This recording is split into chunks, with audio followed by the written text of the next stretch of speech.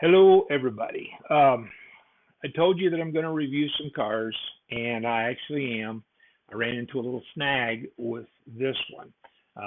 All of the cars I am buying out of my own pocket.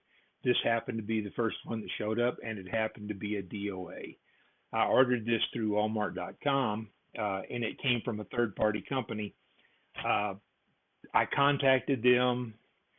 They asked that I send a video showing what it did or did not do. I complied with that, and they said they would get back with me in a few days. Well, a few days turned into almost a week, and I sent a follow-up email, and they did not respond to it. So I contacted Walmart directly, and Walmart stepped up to the plate and said, "Hey, they stand behind whatever they sell online, even if it's through their third-party people." So they gave me a refund on the car and told me I did not need to return the car. I could do with whatever I wanted as a one-time thing. So uh, I thought I knew what's wrong with the car. I think I know what's wrong with the car, but I didn't want to take it apart if the company was going to request that I send it back. I didn't want them to think I tampered with it and broke it. Now that it belongs to me, we will take it apart and see if we can figure out what's wrong with it. If I can get it going, we'll have um, a little test drive. It's got a lot of snow here, so it's not going to be much, but we will put it out on the ground a little bit. The other thing is I'm going to put this at the front of the video, and then I'm going to throw the rest of the video in just like it was before. So you get the good, the bad, and the ugly. If something doesn't work, I'm not going to cover it up, and I don't think the companies want me to. So anyway, I just wanted to throw this in front to explain what the rest of the video is about. So thanks for watching. Hello, everybody. I said I would do an unboxing video and a review on a car, so here I are. Now, really, since this is geared toward new people, I'm going to throw this in there. I'm not going to show you how exactly I get the RC out of the box because the way this one is packaged, yours may come in and they change the packaging, may not be the same way, but most of them, they're going to have zip ties, they're going to have twist ties, um, some configuration. You will figure out how to get it out of the box. My suggestion would be, since you're going to be working with zip ties, these are a set of nice side cutters from Snap-on, little company you might have heard of. These are toenail clippers. These work well for zip ties. And this is a little utility knife. Very handy. You can do this. I don't recommend cutting zip ties with a knife or with this. So get that out of the way as a little safety disclaimer. Open this box up, and I do have a knife. So I will use that to get in the box. Once I'm in the box, we will see what else we have. Now, the reason I'm opening this is simply to show you how this came. Now, through the politics of e-commerce, I ordered this at walmart.com. It was shipped to me in an Amazon box. So, however the politics of e-commerce work, I don't know, but that's what happened. So I just wanted to show you how this arrived. So this is where we are right now. So I'll get this out of the box, and it's got the made in China thing on it.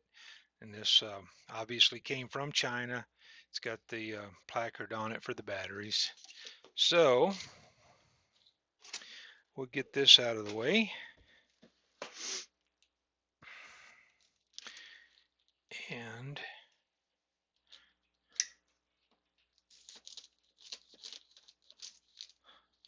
see what's underneath. And of course, I opened it backwards. So we'll turn it around.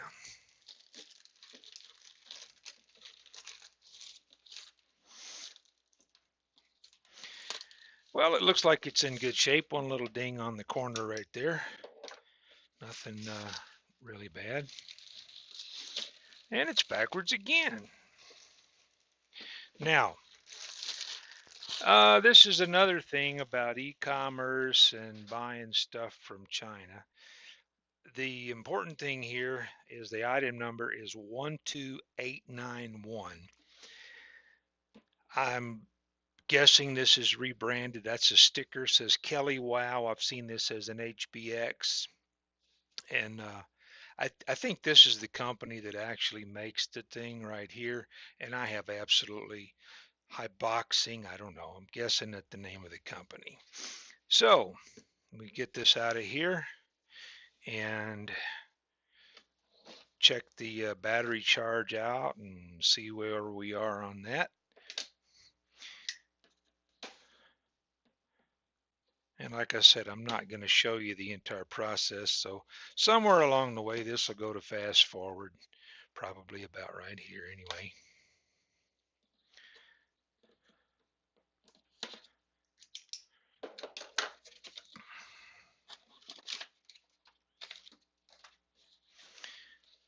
I will show you what's in the box once this is all done. As a matter of fact, I'm going to shut the camera off right here, take this out of the box, and I'll show you what was in it. I'll save you some bandwidth. Okay, I fumbled through all the tape cutting. You just cut all the way around the box and then it hinges open. And as you can see, all of your controller, that's zip tied in. You've got the spoiler, comes with a little screwdriver. The screws comes with some extra body clips. And this, I'm assuming, is the charger. Lots of zip ties. Just show you this real quick. Pair of toenail clippers. Easy. You're not going to hurt yourself. So get this all out and I will be right back. Okay. This is the stuff that was in the box. So you have a manual. And if you are brand new to RC, I really suggest that you read this. Shows what everything does, how it works, and why it does it.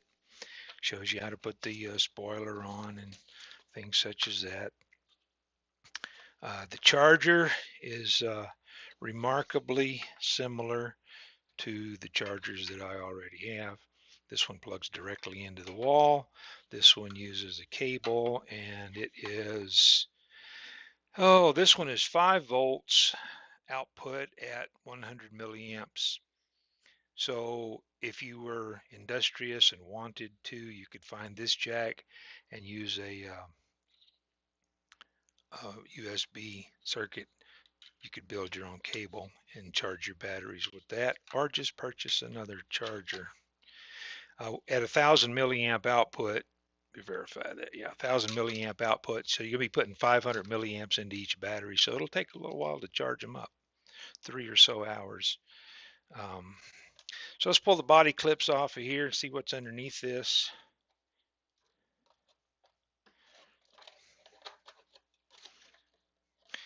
There's the lights. This is the wire that plugs into the receiver that'll turn your lights on and off. Lights look pretty nice. Have a, looks like 10 millimeter independent 10 millimeter LEDs up here, or maybe that's a projector lens of some sort. I can't really tell. Yeah, that's a projector lens of some sort. That's interesting. And these are just 5 millimeter LEDs. So that's a cool setup. Hey, just kind of an afterthought on this. Some of these things, these screws are in a very difficult place to get to. This screwdriver is not magnetic, but if you'll take a reasonably strong magnet, make a few passes on it, then that'll hold your screw when you try to put it in there. I know when you first get started, there's maybe a lack of tools in the toolbox. Some of us older fellas have that stuff, but as a new person, you might not. So anyway, 2 more screws to go, And we'll have this thing on here. It's a little difficult to reach in there with your fingers, or with my fingers anyway. Oops, didn't have the battery box. There we go, it's clipped on now.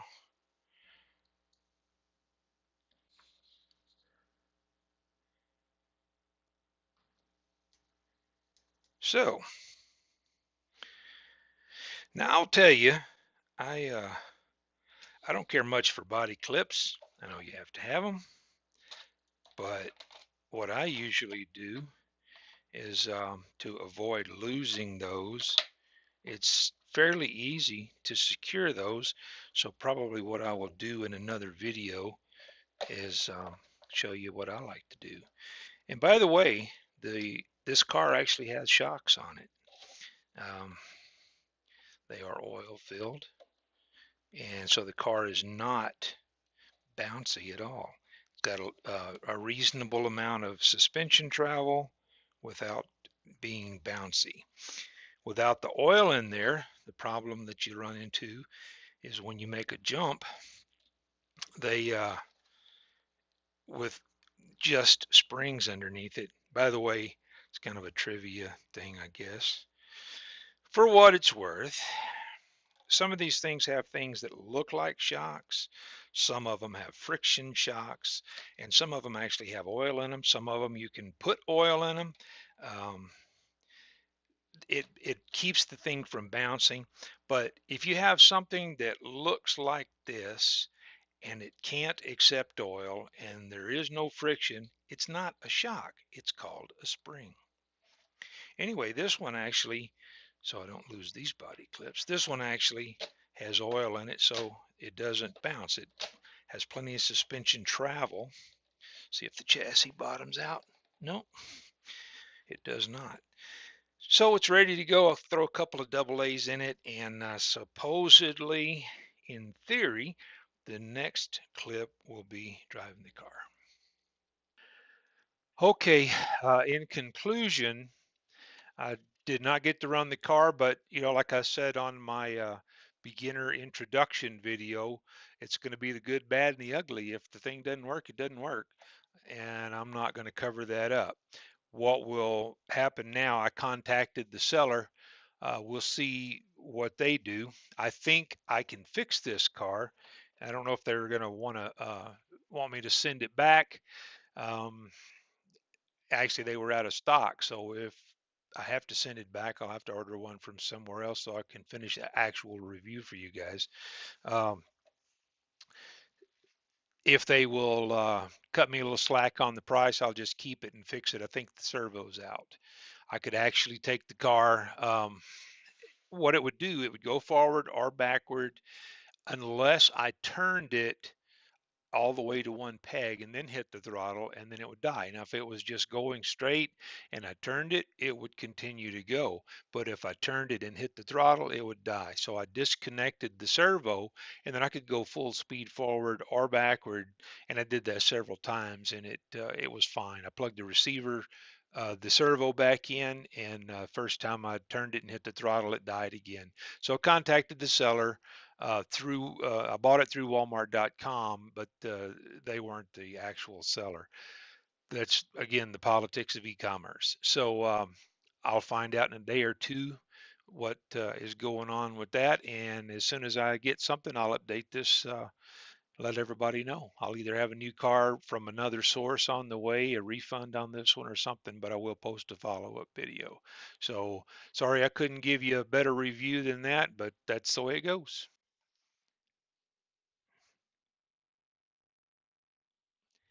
Okay, the issue that I have, the car is on. If I turn the wheels and then hit the throttle, it dies. I can turn it back on.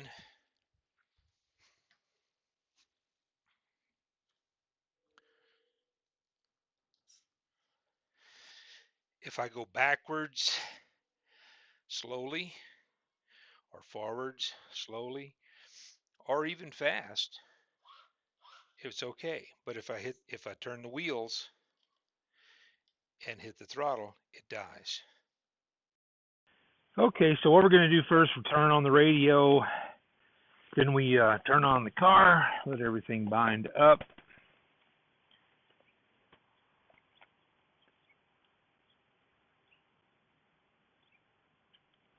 All right. You always want to do that so the car doesn't take off on you. Yeah, it's going to work, I think.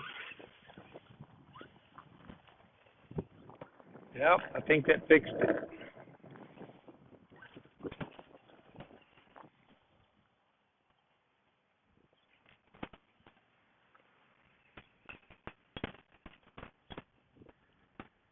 You know, it's not the fastest little RC I've ever seen, but it handles well. Doesn't seem like it's going to topple easily. It looks like it would be a very good beginner car.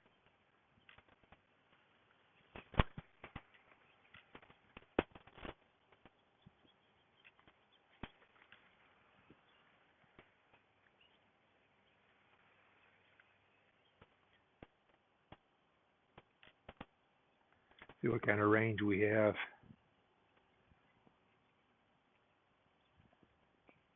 That's about as far as I'd care to run it so that I can still see it.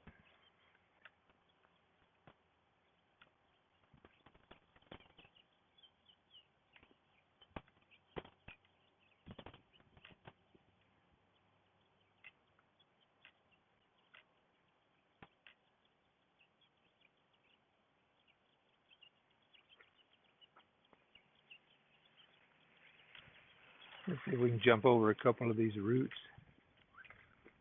Oop. That handled that okay.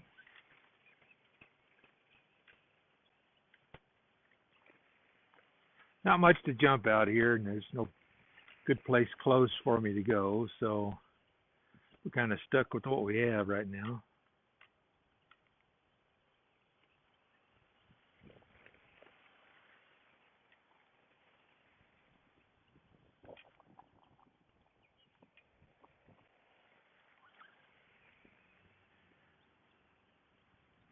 So all in all, for what it is and how much it costs and good entry-level vehicle, I think this is not a bad thing. The oil-filled shocks are an asset. Oops.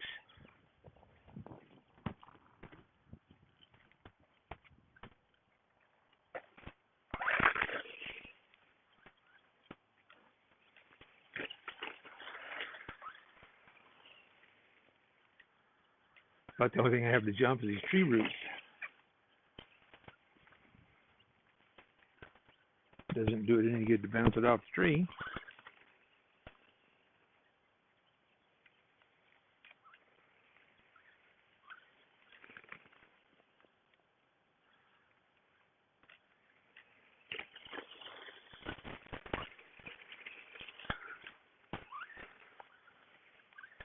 Seems to be handling the snow okay.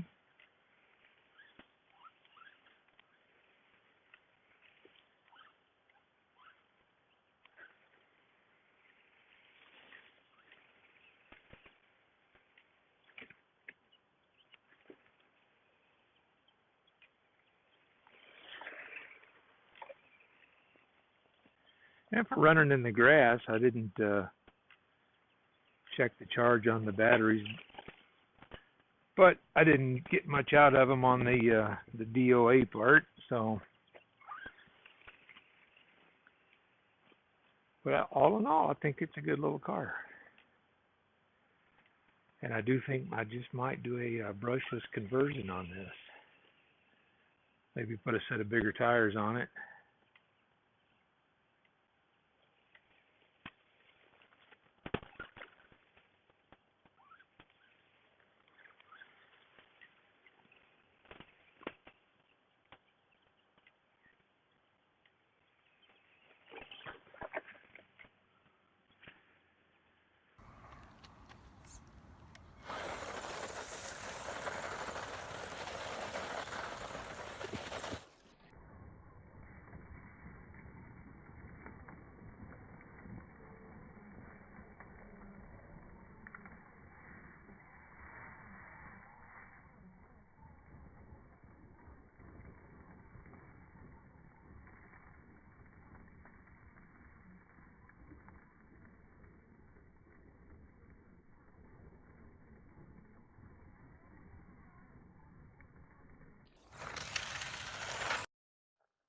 Okay, we got this thing back in the house. It's pretty dirty, so I think what I'm gonna do is I'm gonna clean it up a bit, and then we'll talk about it a little bit more.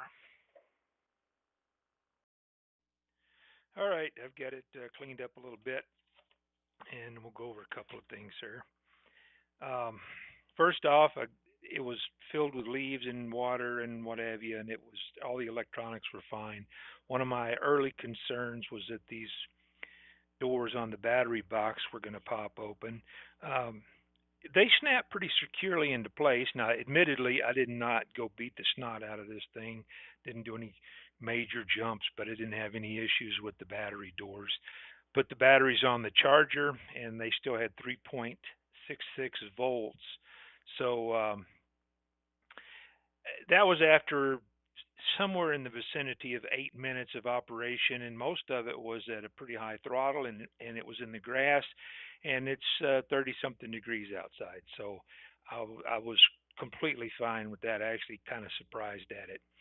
A few observations that I made. This I've been told if you take this circuit board off, that the car will run faster. However, you lose braking power. And I think what they're doing here, just without pulling it apart and examining the circuit, I think what they're doing is when you throw it into reverse, it shorts out the poles on the motor, and which kind of locks the motor up. So if you pull the circuit board off, you get a little more speed, but you lose your braking power. How big an issue that is for you is up to you. There's a LiPo mod you can do on this, and this one would actually be easy. You could make an adapter and not even have to change anything. No soldering on the car whatsoever. Um, if you wanted at some point, and I think I will probably do this, and I'll do it on video, but I'm going to change this over to a brushless system. Uh, just because I want to, and I want to see how the car holds up. As a beginner car, it probably goes fast enough if you're just getting into the hobby. Um, there is a learning curve to this. So if you got kids, grandkids, or you're just getting started, I don't see this as a bad option. Now, a few observations. The center drive shaft on this is steel. The axles on the front and rear are plastic. So if you do a LiPo um, conversion on this, I would suspect that these are going to break. However, uh, there's a company called Red Cat, and they make the steel dog bones and drive cups that I'm told will go right in this car. The rear, I think, were just under $10, and the front was just slightly less than that. Now, here's a couple of things that I like on this car. These holes right here, you can move the shock, and it's fully extended right now. If you move this to this mounting location, you're going to have more downward travel of the wheels, raise the back of the car up, give you a little more ground clearance. So if you drive in the grass a lot, that might be a good option. One of the things I like the most on this car, um, the A arms, and the front also is adjustable. You got 3 positions on the front, 4 positions on the rear. But here's the part that I noticed: the front and rear A arms are reversible. I said that poorly. The 2 front arms are interchangeable, and the 2 rear arms are interchangeable with each other. So if you wanted to have a couple of spares on hand, if you just buy 2 A arms, there's not a right and a left, there's just rear and front. So if you got a couple of these in stock, whichever side you break, you've already got a replacement. If you just want to have one on hand, that's fine, because it'll go on either side, and the front's the same way. So I haven't really seen a lot of that, but that is, to me, very nice. The tie rod ends on this are threaded, and they are adjustable. However, one downside is you have to pull one end loose.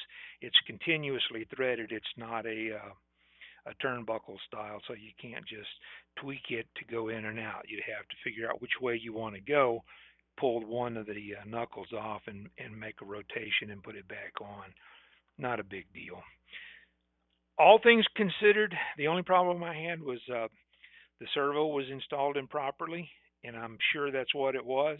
The wire was underneath one of these arms, so when the servo was tightened in, it had basically tweaked the servo body. When I got the car, I could unplug the servo, go full speed forward or backward, and the car ran just fine. But plug the servo back in, and forward and backward was okay. But if you turned the wheels either direction all the way to the peg and got on the throttle, the electronics would just turn off. So I assumed something inside the servo was causing that problem. Pull the servo out, move that wire, and now the servo sits flush and it's centered the way it's supposed to be from the factory, and it's just fine. So other than that, I am pretty happy with this. I think it's a great beginner car or entry level car. And with that, I'm going to go ahead and try to get a video together, get this posted. If I think of something else, I'll ramble about it in a minute. Okay, I'm going to wrap this up right here. I appreciate everybody that watched this. I'm brand new to this. I'm just trying to get started, and I'm trying to help other people that are interested in getting started. So I don't have any video editors but me, and I don't know how to do it. So your patience is greatly appreciated.